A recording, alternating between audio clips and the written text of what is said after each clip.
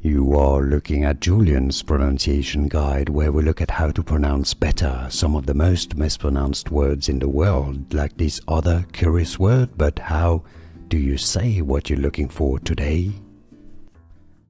How to pronounce this number? Let's break it down. In English, there are two different pronunciations: the British English pronunciation used in the UK and American English pronunciation. British English pronunciation is as 35, th with your tongue between your teeth, 35, 35. If you want to learn more counting, stay tuned to the channel, skip until the end of the video.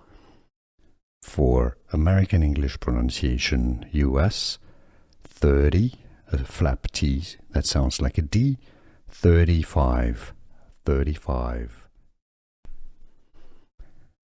How to pronounce this number? Let's break it down.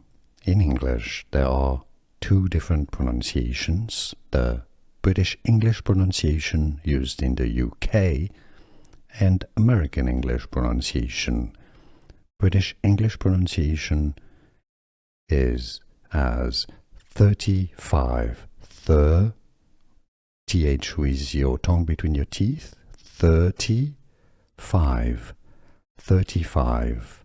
If you want to learn more counting, stay tuned to the channel, skip until the end of the video.